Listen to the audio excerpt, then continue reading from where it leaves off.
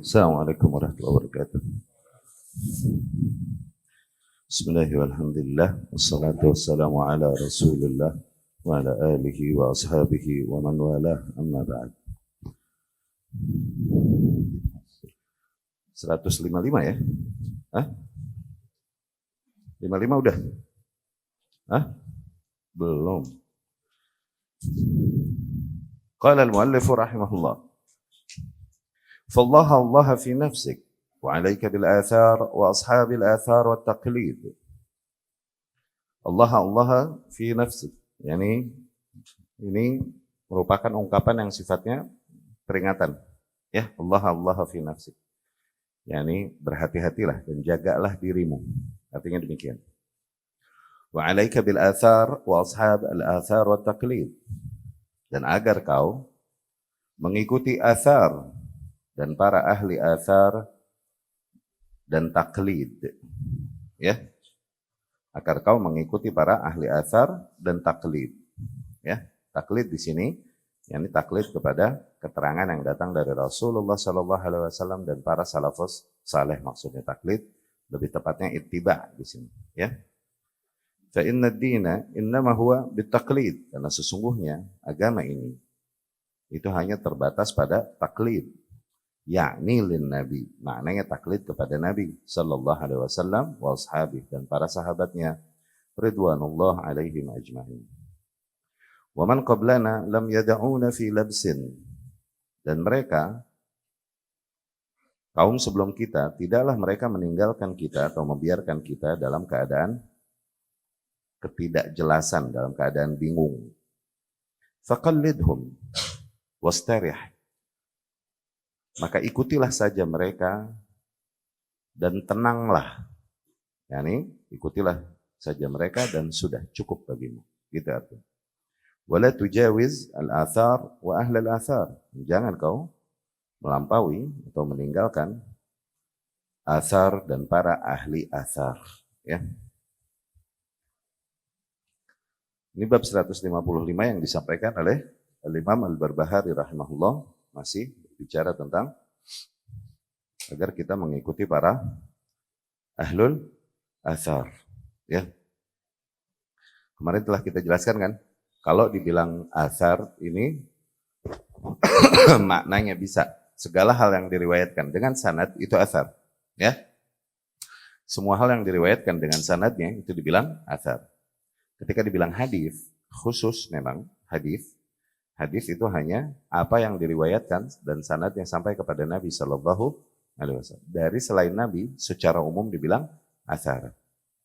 Kalau dari sahabat dan tabi'in radhiyallahu anhum, kalau mau digunakan istilah hadis untuk apa yang diriwayatkan dari mereka, maka nggak boleh diitlak, dimutlakkan hadis aja, mesti ada keterangannya. Ya, misal perkataan sahabat itu dibilangnya hadis mauquf. Tuh, ada mauqufnya, yakni sanad hadis tersebut mentok sampai sahabat radhiyallahu. Kalau sampai tabi'in hadis maqtu', yakni sanadnya mentok sampai tabi'in rahimahumullah. Ya. Tapi ketika dibilang athar, maka mencakup semua, mencakup semuanya, ya. Wal murad bitaklid al-ittiba', benar kan? Dan yang dimaksud di sini dengan taklid adalah ittiba, yakni mengikuti keterangan yang datang dari Rasulullah Sallallahu Alaihi Wasallam dan disampaikan keterangan itu oleh para murid-muridnya, yakni para sahabat radhiyallahu anhum. Ya, bukan taklid yang kita fahami di uruf kita. Ya, kalau taklid yang kita fahami di uruf kita adalah taklid bagi awam yang memang tidak bisa meneliti sendiri. Baik, hukum taklid sendiri.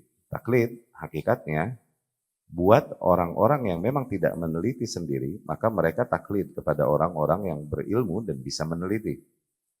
Begitu. Ya. Di dalam ilmu apapun, kita nggak paham otomotif, ya taklid deh sama ahli otomotif. Gitu, itu namanya taklid. Kita nggak paham medis, ya taklid deh sama ahli medis. Gitu. Itu namanya taklid. Betul. Oke? Dan demikian di dalam perkara agama. Nggak semua awam bisa meneliti atau bisa bermuamalah dengan apa yang datang dari kitabullah dan sunnah Rasulnya Sallallahu Alaihi Wasallam. maka pilihan di depan mereka cuman mengikuti orang yang bisa mengkonsumsi atau bermuamalah dengan yang datang dari kitabullah dan sunnah Rasul Sallallahu Alaihi Wasallam. Itu taklid. Kalau mau dimaknai taklid demikian, itu masih taklid dalam batasan wajar. Oke? Mengikuti ahli ilmu. Ibnu Abdul Bar itu berkata rahimahullah, al-awam muqallidun fi kulli syai'in illa fi ikhtiyari man yuqalliduh fa innahu fihi mujtahid. Awam itu dia taklid di dalam segala hal, kecuali dalam satu hal, di dalam memilih siapa yang dia mau taklidi. Di dalam hal itu, dia seorang mujtahid. Dia mesti minta petunjuk kepada Allah. Ya, siapa yang harus aku taklidi? Karena ternyata beda-beda nih. Dan semuanya ngomong, katanya Quran hadis. Kan bingung kan awam? Iya gak? Nah, ketika dia hanya mengikuti apa yang sesuai dengan seleranya, hawa nafsunya saja, tuh, tidak memohon petunjuk kepada Allah, mana yang lebih dekat kepada kebenaran yang diridhoi oleh Allah dan Rasulnya di antara ulama-ulama yang diikutinya, nah di situ dia salah. Dia jadi salah di situ. Ya, dia mengikuti seseorang karena hawa nafsunya. Namun ketika dia mengikuti memang orang yang sebatas pengetahuan dia, itu lebih dekat kepada kitabullah dan sunnah Rasul Sallallahu Alaihi Wasallam, maka insya Allah ma'jur. Ya, insya Allah ma'jur. Tepat gitu, itu taklid yang. Itu taklid yang masih dalam batas kewajaran. Ada taklid yang sifatnya mazmum. Taklid mazmum adalah yang dikenal dengan bahasa kita taklid buta. Ketika kebenaran telah tampak, bahkan bagi seorang awam, dari dalil-dalilnya, dari keterangan-keterangannya yang ada. Oke? Tapi tetap dia ngotot meninggalkan kebenaran tersebut demi mengikuti siapa yang selama ini dia ikuti, ngotot gitu. Nah yang dibilang taklid mazmum, taklid yang tercela.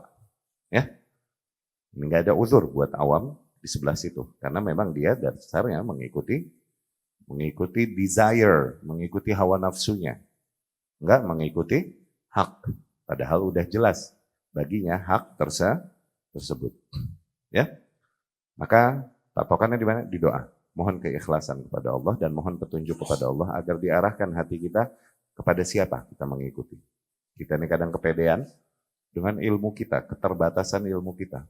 Sehingga lupa minta sama Allah Subhanahu wa ta'ala keterangan, petunjuk kepada ya ini hamba-hambanya yang lebih dekat kepadanya, yang lebih diridhoinya pendapat-pendapatnya. Ya, itu taklid kira-kira. Ya.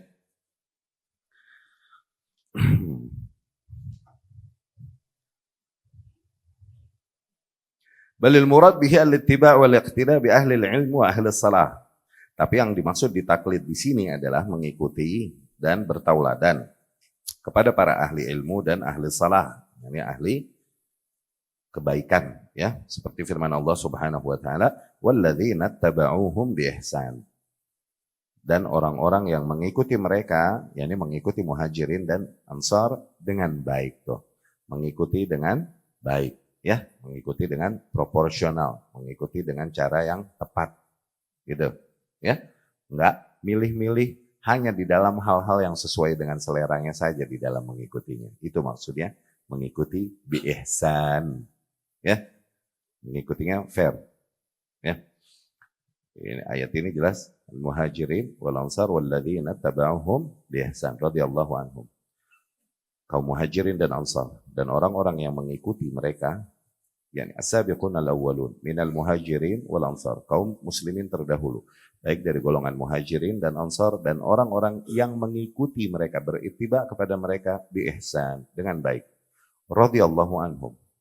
Itulah orang-orang yang Allah ridhoi mereka, wa radu'an, dan hakikatnya itulah orang-orang yang memang meridhoi Allah Subhanahu wa taala, yakni ikhlas, tulus, memang mencari dan mengejar ridha Allah Subhanahu wa taala. Ya. Dari situ banyak beberapa poin dapat kita ambil. Di antaranya adalah ketika seorang hamba memang tulus dia mengejar keridhaan Allah Subhanahu wa taala, maka pilihan baginya hanyalah mengikuti apa yang datang, yakni konsep beragama yang datang dari para sabiqun al-awwalun muhajirin dan ansar. Ya, konsep agama yang ada pada para salafus saleh. Betul. Yang di situ juga dapat ditangkap nilai bahwa tazkiyah Allah bagi mereka. Allah mentazkiyah mereka yang memang sengaja memilih jalannya sabiqunal awwalun, jalannya kaum muhajirin dan ansar di dalam beragama, itu emang orang-orang yang tulus mengejar ridha Allah Subhanahu wa taala. Itu waradu'an. Itu tazkiyah dari Allah Subhanahu wa taala bagi para ahlus sunnah yang berada di atas konsep salaf saleh. Ya. Wattaba'tu millata abai Ibrahim wa Ishaq wa Yaqub. Dan juga firman Allah, dan demikianlah aku mengikuti agama kakek nenek moyangku, Ibrahim, Ishaq dan Yaqub. Ittaba'tu yani mengikuti, qalladtu, ya. Fahadha ittiba' wa taqlid alladhi huwa bima'na al-ittiba' ala al-haq al-mahmud. Demikianlah yang dimaksud dengan taklid atau ittiba' di atas kebenaran. Amma taklid al-a'ma, adapun taklid yang buta, alladhi bidun dalil, taklid tanpa dalil, fahadha huwal mardud. Inilah taklid yang tertolak. Ya. Jadi taklid ada dua, taklid bermakna ittiba' alal haq, itu mahmud, itu terpuji. Ada taklid tanpa dalil, ini taklid buta, min ghair ma'rifah ma'alaihi al-muqallad, tanpa memahami apa yang diikuti atau siapa yang diikutinya tersebut, apakah di atas hak atau batil. Hadza al-mazmum, itu yang dibilang taklid yang buruk, ya. Wa 'alaika bil athar, yani ilzam as-sunnah wal ahadits. Tuh. Dan agar kau berpegang teguh kepada athar, yakni kepada keterangan yang datang di dalam sunnah dan hadis. Ya. Fa inna ad-dina innama huwa bit-taqlid, yakni lin-nabi sallallahu alaihi wasallam wa ashabihi. Karena sesungguhnya agama ini terbatas pada taklid, yakni taklid kepada Nabi sallallahu alaihi wasallam dan kepada para sahabatnya radhiyallahu anhum ajmain. Itulah yang dimaksud dengan ittiba. Ya. Dan kemudian juga dijelaskan di sini bahwasanya kaum terdahulu sebelum kita, kaum-kaum yang dimuliakan oleh Allah, ya, baik sahabat, tabi'in dan para a'immah, mereka tidak meninggalkan kita di dalam ketidakjelasan di atas agama. Enggak, semua hal telah jelas, clear. Ya. Bal bayyanu lana hadzal din, mereka telah menjelaskan kepada kita agama ini wa assaluhu wa harraruh. Mereka telah merincinya dan menjelaskannya. Fama alaina illa an natabi'ahum, maka enggak ada lagi kewajiban kita kecuali ikutin mereka fi dzalik, di dalam hal tersebut, wa nasir ala manhajihim, dan agar kita berjalan di atas metode beragama mereka. Li'annahum lam yuqassiru fi bayan hadzal din wa ta'sili, karena kan mereka sama sekali tidak kurang di dalam menjelaskan tentang agama ini dan menguraikannya. Wa nafyil bid'ah, dan mereka telah membersihkan bid'ah-bid'ah wa syawaib allati ulhiqat bih, dan noda-noda yang ada di dalam agama ini. Wa jaddaduhu wa waddahuhu rahimahumullah. Mereka telah menjelaskannya, memperbaharuinya rahimahumullah. Ya. Awas, mujaddid yang dibilang memperbaharui atau pembaharu di dalam syariat Islam bukan maknanya kemudian dia membuat syariat baru yang tidak diajarkan. Awas, bukan. Mujaddid, sebagaimana dikabarkan Rasul sallallahu alaihi wasallam bahwasanya innallaha ta'ala ba'atha, sesungguhnya Allah mengutus di setiap 100 tahun mujaddid, seorang pembaharu. Mujaddid, bilang mujaddid, pembaharu, yang akan memperbaharui agamanya. Nah, pembaharu di sini bukan maknanya dia mendatangkan hal-hal yang baru yang belum ada sebelumnya, bukan. Itu jadinya mubtadi' kalau gitu. Itu jadinya pembuat bid'ah jadinya. Lah, mujaddid di sini adalah seseorang yang mengembalikan manusia kepada keilmuan yang murni, kepada hak yang murni, yang dimana para manusia tak lagi mengenal hak tersebut dikarenakan banyaknya bid'ah-bid'ah yang terjadi. Sehingga burem agama ini, karena banyaknya bid'ah-bid'ah yang terjadi, sehingga manusia tidaklah mengetahui mana yang memang benar datang dari Rasul sallallahu alaihi wasallam, mana yang hanya ajaran kakek nenek moyang mereka yang ternyata nggak ada ajarannya dari Rasulullah sallallahu alaihi wasallam. Nah, mujaddid datang membersihkan itu semua, membersihkan penyakit-penyakit yang mengotori tadi itu, ya, yang menodai, membersihkan TBC itu, TBC, takhayul bid'ah curofat. Nah, itu. Membersihkan itu semua, jadilah sebuah agama yang murni. Ini tampak di mata awam seolah-olah kok hal yang baru. Tuh, karena mereka selama ini nggak mengenalnya. Tuh. Dari situlah dibilang pembaharu. Ya, as if it's something new. Padahal bukan, ini hal yang asli, yang lama. Cuman karena manusia berada biasa di dalam hal yang tidak murni lagi, ketika didatangkan yang murni, seolah-olah itu hal yang baru. Padahal ini yang paling sesuai dengan yang awal datang. Ya. Qallidhum wastarih. Ikutilah saja mereka, kemudian santailah engkau. Tuh, wastarih, nyantai. Ya. Yani la tukallif nafsak, faqad kufid. Yani jangan lagi kau bebani dirimu, sungguh mereka telah mencukupi bagimu. Fa innaka ala haq idza qalladtahum. Sesungguhnya engkau berada di atas kebenaran apabila kau mengikuti mereka. Qauluh la tujawiz al-athar wa ahli al-athar. Yani la tujawiz al-hadith wa ahli al-hadith. Yani jangan kau meninggalkan jalan. Jangan kau meninggalkan hadis-hadis dan jalan para orang-orang yang mengikuti hadis-hadis yang datang dari Rasul Sallallahu Alaihi Wasallam. Sesungguhnya fix, mereka lah orang-orang yang berada di atas hak. Mereka lah yang dibilang al-firqah an-najiyah. Ya, firqah najiyah ini diambil dari sabda Rasulullah Sallallahu Alaihi Wasallam. La tazalu ta'ifatun min ummati 'alal haqqi zahirin. Akan senantiasa ada. Enggak. Firqah najiyah ini lebih kepada iftarakat al-Yahud, Yahudi terbagi menjadi 71. Nasrani terbagi menjadi 72. Sataftarik hadhil millah, dan agama ini akan terpecah menjadi 73. Kulluha finnar. Semuanya berada di neraka illa wahidah, kecuali satu kelompok. Nah ini satu kelompok ini terselamatkan dari neraka. Dari situ dimana kelompok yang terselamatkan. Al-firqatu an-najiyah. Ini penamaan di antara penamaan-penamaan ahlus sunnah. Ya, adapun hadis yang tadi yang salah, afwan, yang akan senantiasa ada satu kelompok di antara umatku yang terus alal haqqi zahirin, terus mereka menampakkan yang hak. La yadurruhum man khadalahum wala man khalafahum. Mereka enggak goyang, enggak gentar menghadapi orang-orang yang mengingkari mereka, menyerang mereka, mengkhianati mereka. Mereka enggak gentar menghadapi itu. Terus demikian hatta ya'ti amrullah, sehingga datang keputusan Allah wa hum ala dzalik, dan mereka masih bertahan di atas idealisme itu. Ya, itu yang dimaksud dengan Taifah al-Mansurah. Ya, Taifah al-Mansurah, kelompok yang dimenangkan. Ya.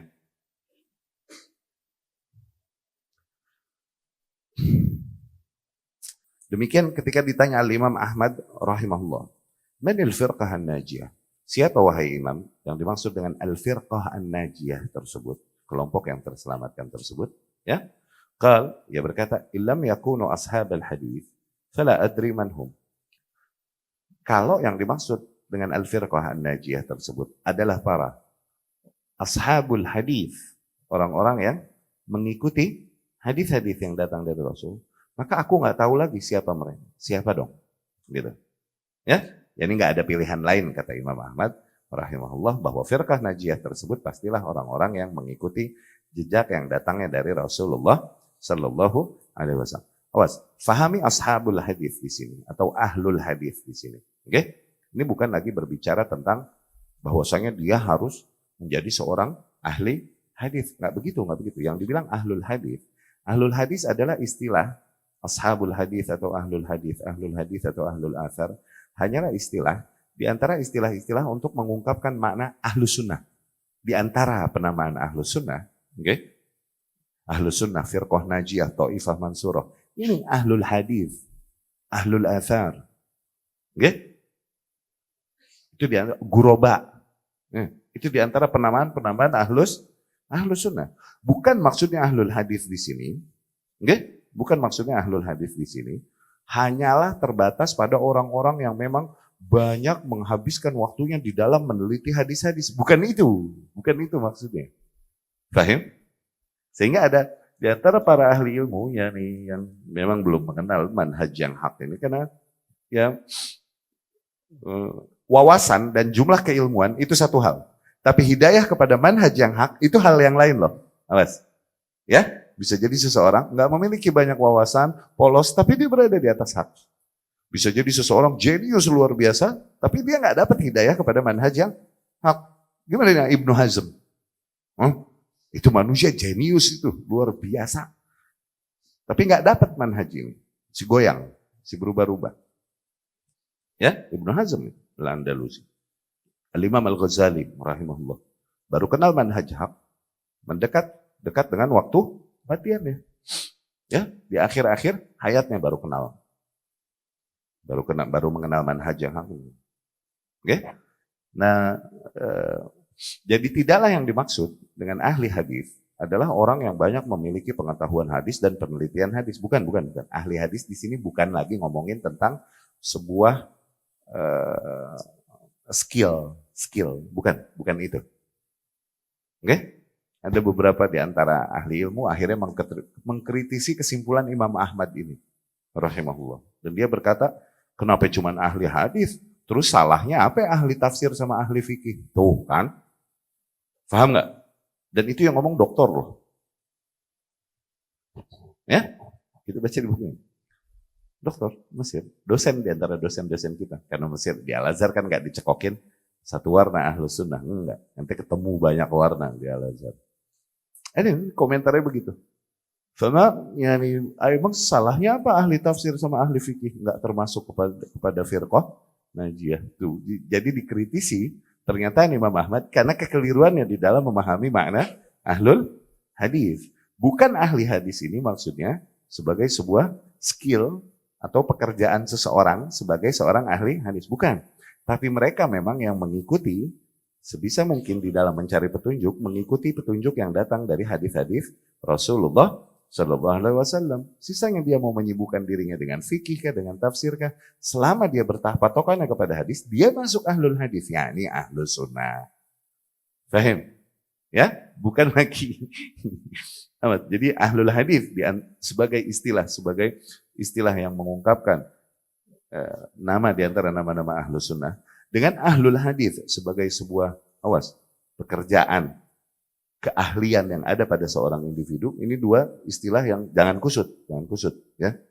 Bisa jadi seorang ahlul hadis tapi dia nggak berada di atas sunnah, bisa jadi padahal dia banyak ngobok-ngobok hadis, akidahnya kemudian menyimpang, bisa jadi.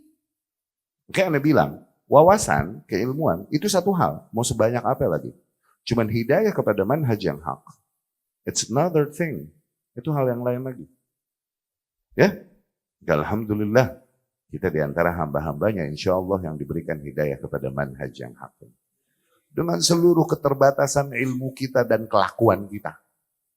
Tapi Allah berikan kita hidayah. Ya? It is an honor, syaraf. Itu kehormatan yang besar yang Allah berikan pada kita. Agar kita mensyukurinya. Dengan apa? Dengan terus kembangkan modal yang Allah udah kasih itu seolah-olah. Ya? Kita udah dikasih modal sama Allah. Diputer deh itu modal, jangan didiemin. Ya? Dengan apa? Terus hadiri kajian ilmu. Hadiri kajian. Tuh, muterin modal tuh begitu. Ya? Jangan dibiarkan begitu saja dan tidak mau menambah ilmu, yang ada hidayah terkikis. Modalnya hilang. Ya? Ya namanya modal ya, kagak diputer. Akhirnya habis dipakai hidup. Kalau kena nisob sama haul ya dipakai zakat, modalnya habis. Iya gak? Gak diputer sama lo. Namanya modal. Iya gak? Coba diputer. Berkembang deh. Nah demikian hidayah. Itu modal yang Allah udah berikan pada kita. Jangan ente diemin. Dengan gak mau lagi mencari petunjuk, menghadiri kajian yang di situ jelaskan manhaj akidah, tauhid. Kalamullah, kalam Rasul sallallahu alaihi wasallam. Itu orang yang tidak mau memutarkan modal yang Allah telah berikan padanya. Itu. Zen? Ya. Apalah lagi, awas. Ada juga orang-orang yang telah diberikan modal oleh Allah, telah mengenal manhaj yang hak. Oke? Namun lemah menghadapi fitnah-fitnah yang ada. Menghadapi fitnah-fitnah yang ada.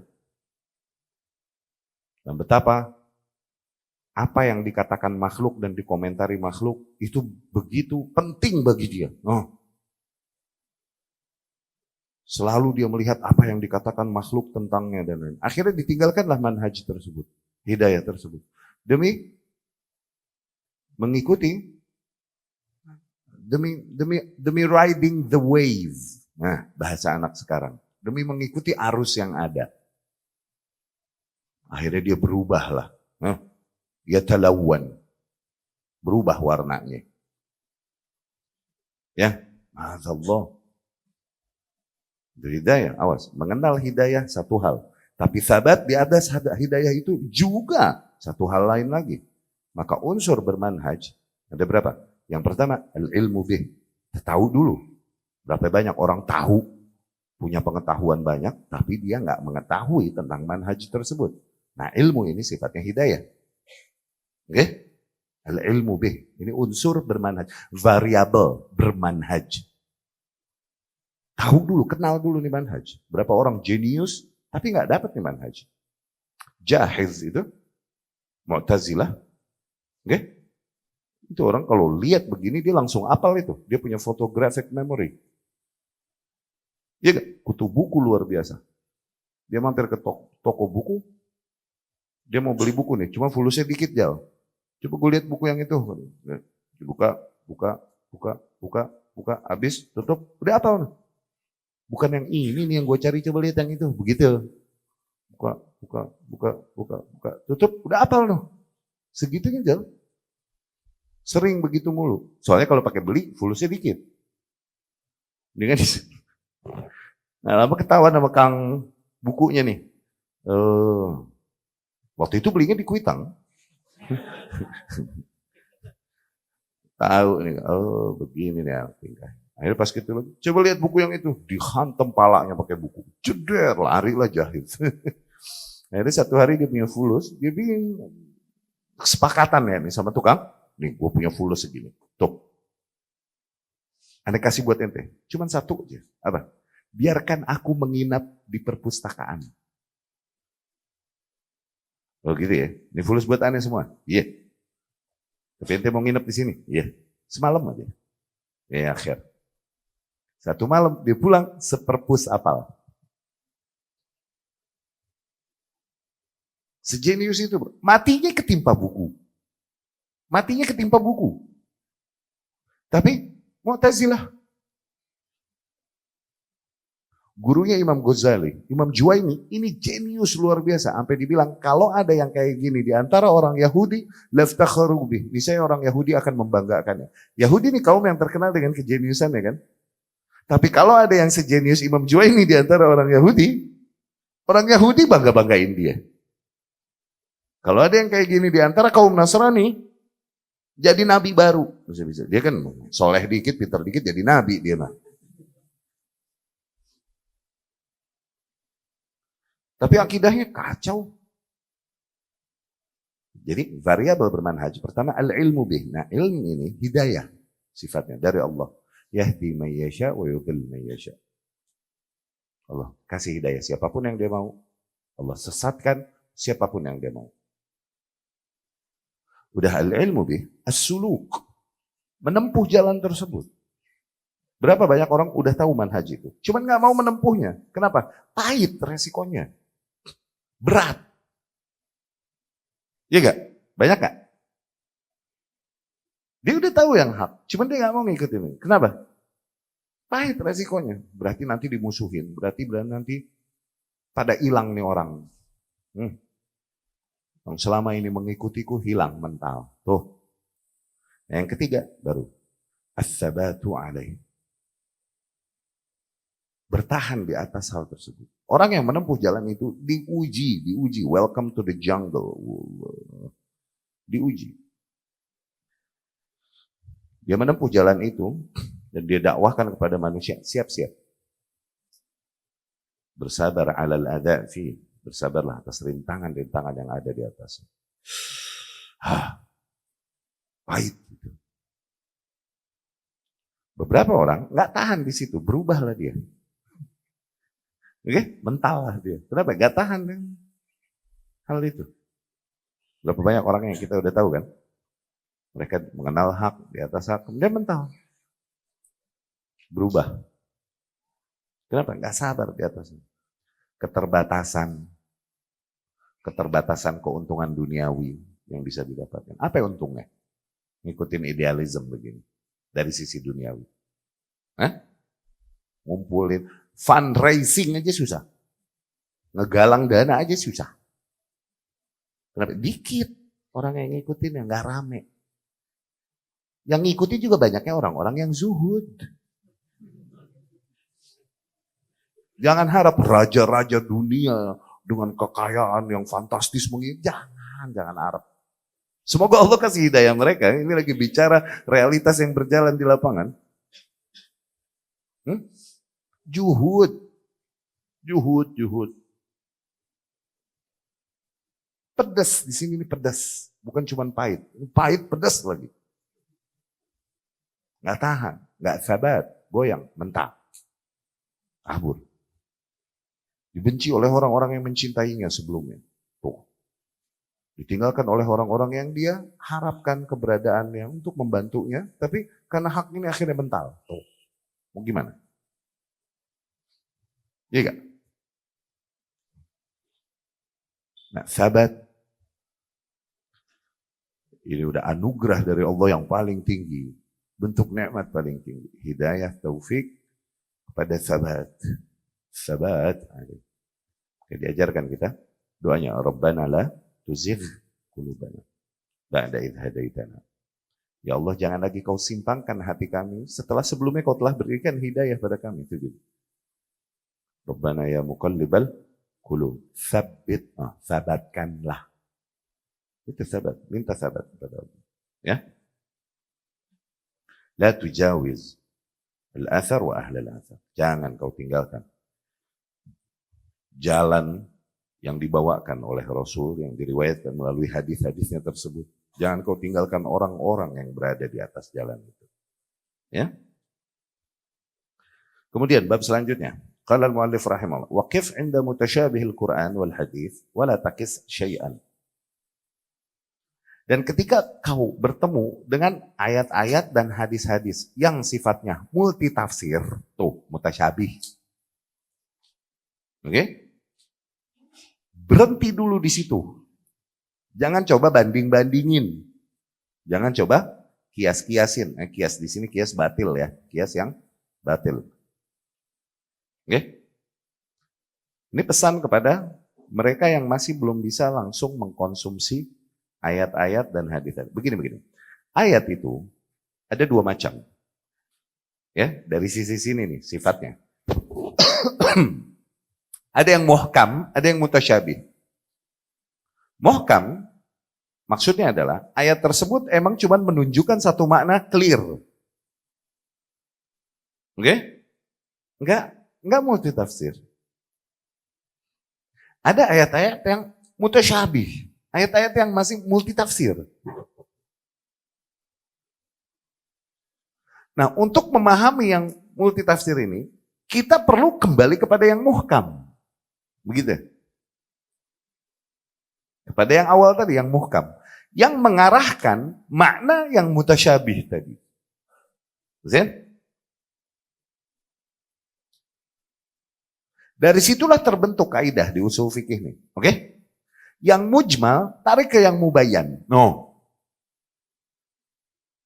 Yang mutlak, tarik ke yang muqayyad. No. Iya gak? Yang umum tarik ke yang khusus. Tuh, itu tuh dari mana kasusnya? Dari mutasyabih sama muhkam. Dari mutasyabih sama muhkam. Misalnya, ketika turun firman Allah Subhanahu wa taala,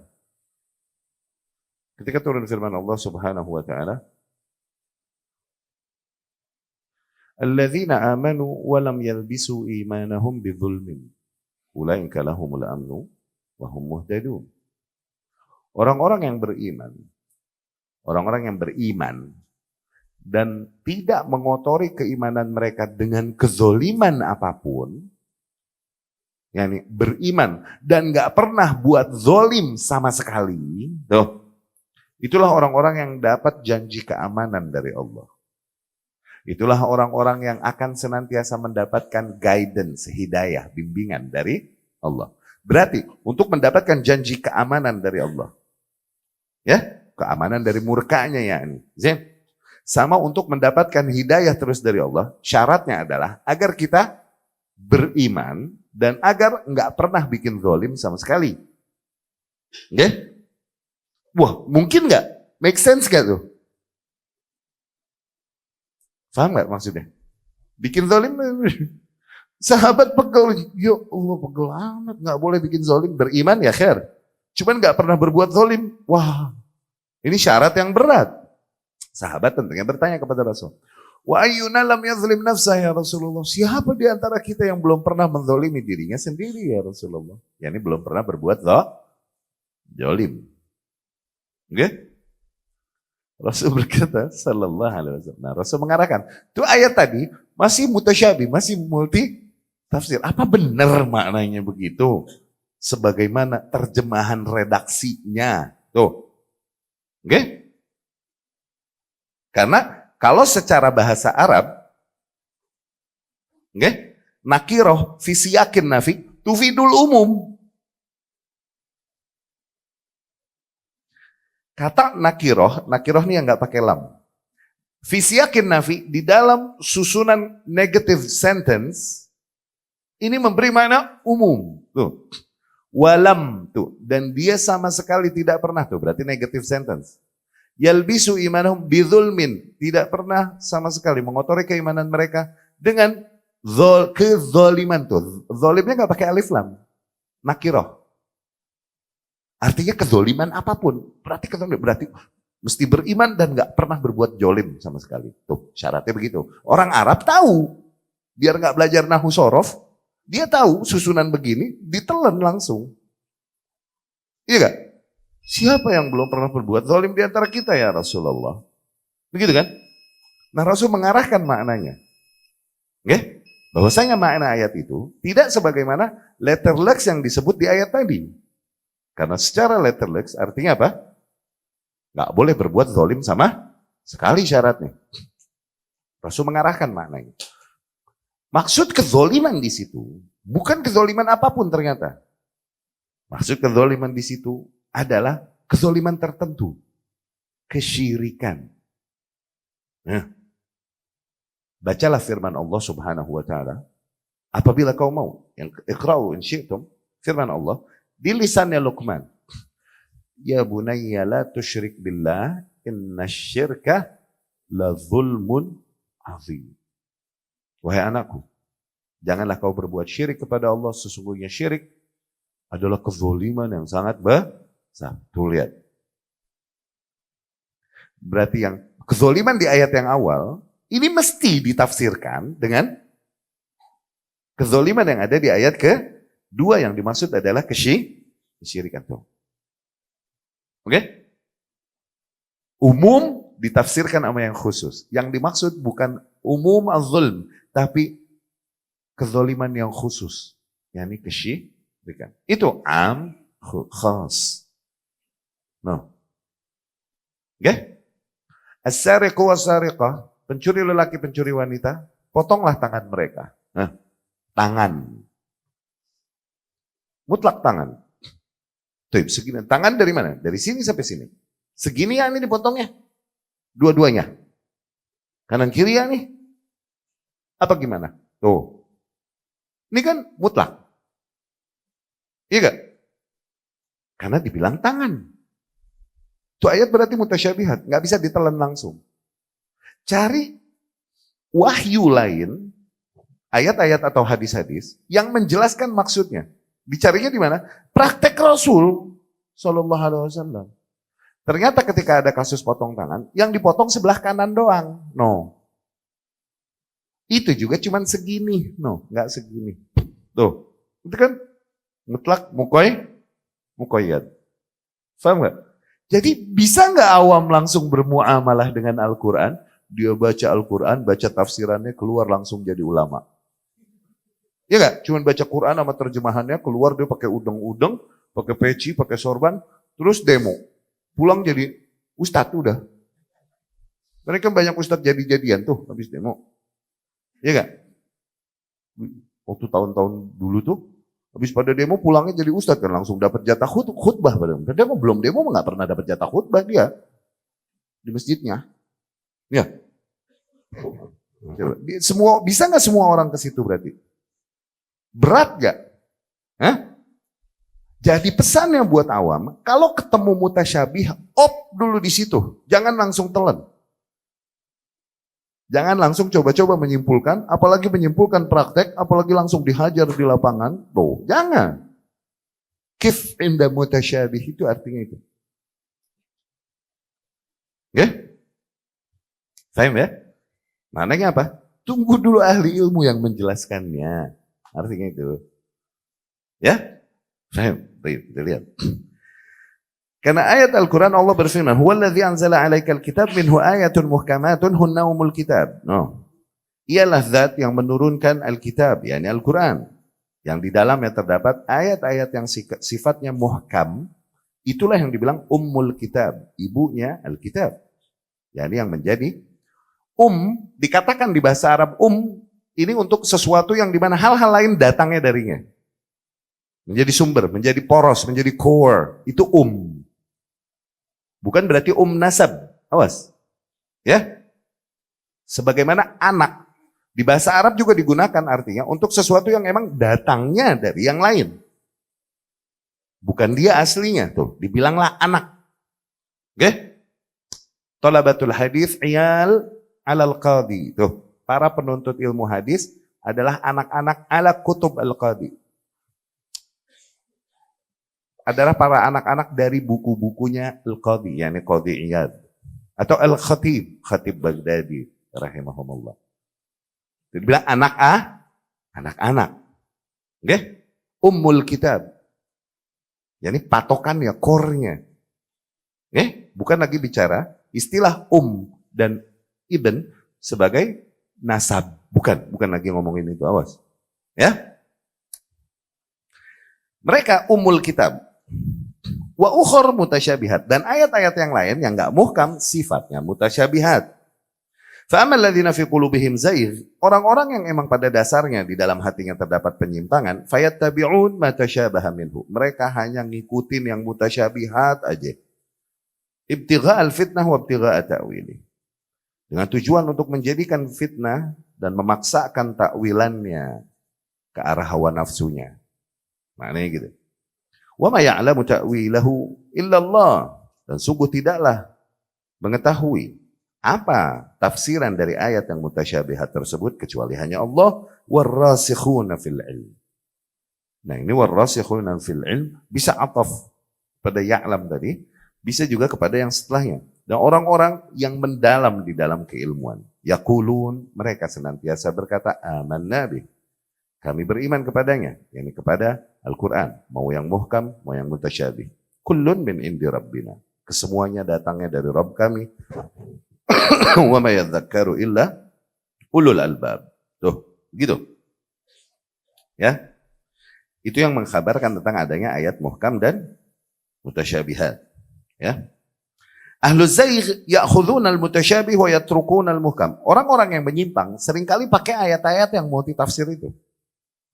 Ayat-ayat lain yang menspesifikan maknanya atau hadis-hadis yang menspesifikan maknanya, dia merem. Nggak mau dengar. Kenapa? Nggak sesuai sama seleranya. Bawaannya mau mengkafirkan penguasa aja. Pakainya ayat yang umum yang mutasyabih. Pokoknya waman lam yahkum bima anzalallah faulaika humul kafir. Barang siapa yang tidak berhukum dengan apa yang Allah turunkan, maka mereka adalah orang-orang kafir. Tuh, penguasa nggak pakai hukum syariat berarti kafir.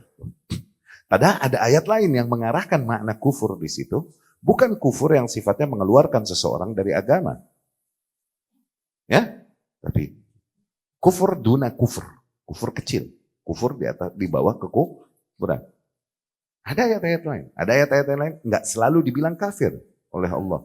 Kadang ada fasikun, kadang ada munafikun. Nggak selalu dibilang nggak mau tahu yang lain, nggak mau tahu. Pokoknya yang ini nih yang sesuai dengan hawa nafsu. Gitu. Nyakitnya begitu emang. Ya.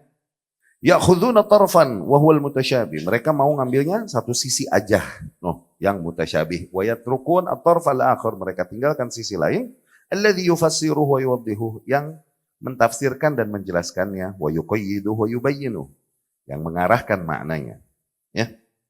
Demikian kelakuan orang-orang yang menyimpang memang. Digambarkan memang isi hati mereka oleh Allah Subhanahu wa ta'ala. Ya. Baik, insyaallah kita lanjutkan di pertemuan yang akan datang. Syarahnya rada panjang. Qulu qouli hadza wa astaghfirullah li wa lakum.